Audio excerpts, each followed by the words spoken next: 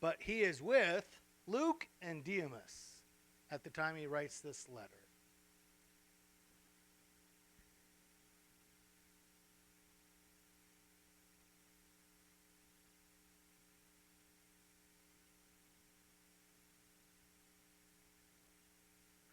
I'll have you hit the spacebar, Brent.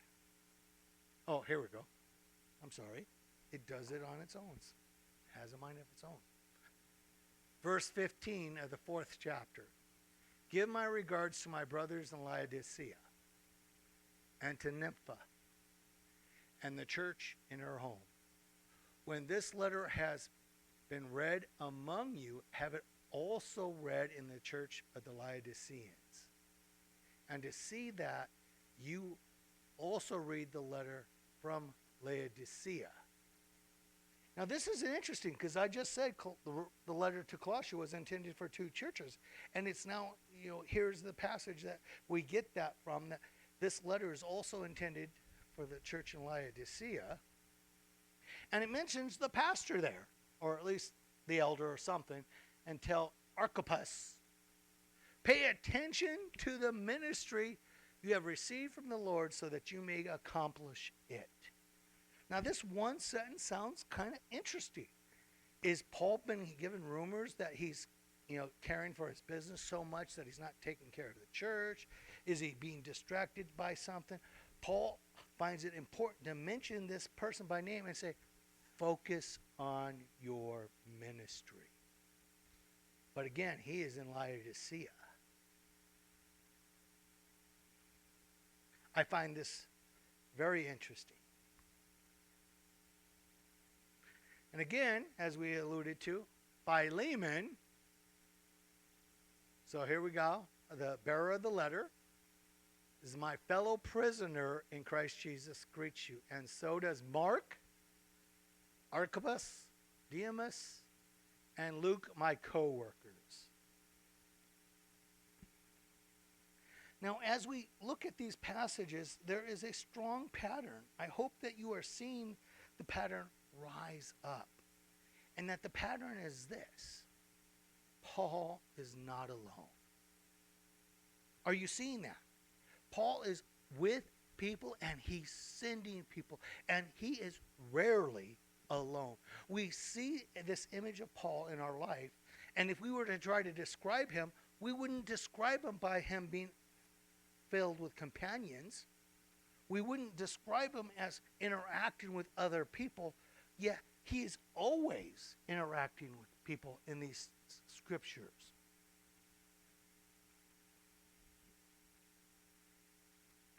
All right, Fred, you were the one that talked about Thessalonians. And again, Paul, Silvanus, and Timothy are mentioned right away. Now, this is the same person, Silvanus, as Silas on the second missionary trip, when Paul wanted to go back to see the believers from the first missionary trip, and Barnabas is like, let's do it. And Barnabas says, and I'll get Mark to come with us.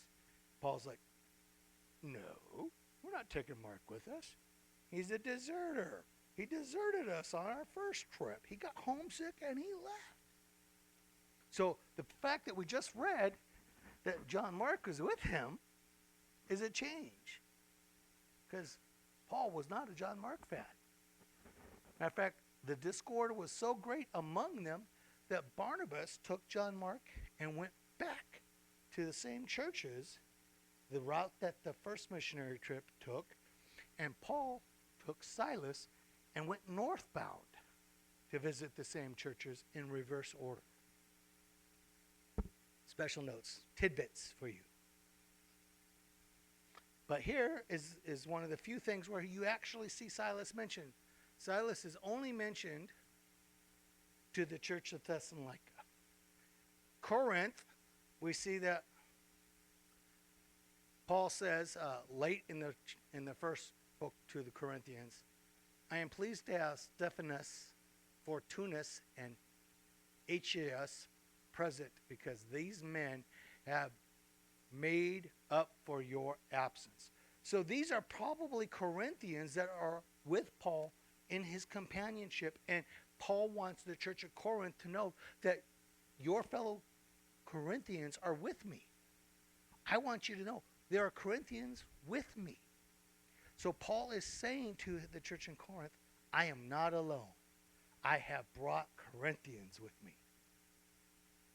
And then in Thessalonica, we see that Paul and Silvanus and Timothy, which Silvanus again is Silas, are present when he writes the letter, the second letter. All right, and here's that lousy picture again. Here's what I want you to know. Our walk with Christ is not intended to be something that you do alone. You're supposed to do it with other people. You're supposed to have Christian friends that you go on road trips with. You're supposed to have friends that you hang out with and you do stuff with. Paul had many.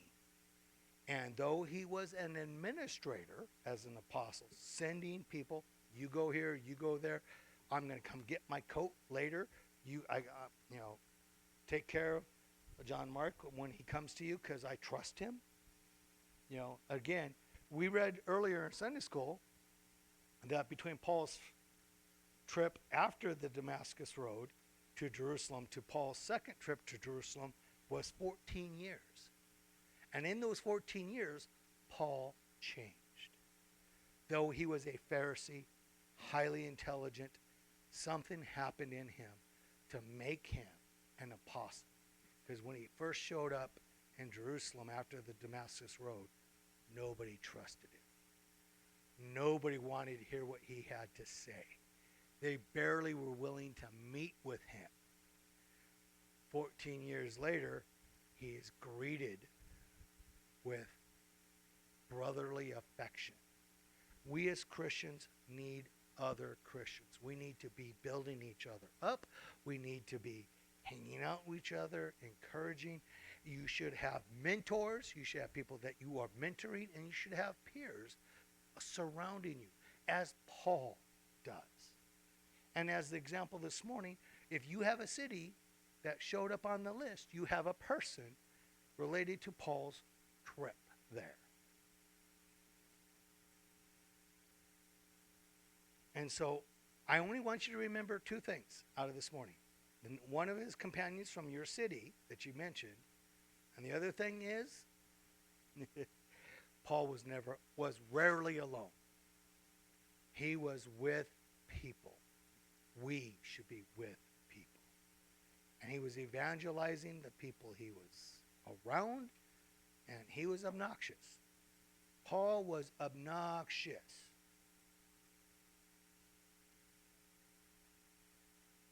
The gospel sometimes requires us to be outgoing, to be forceful and forceful.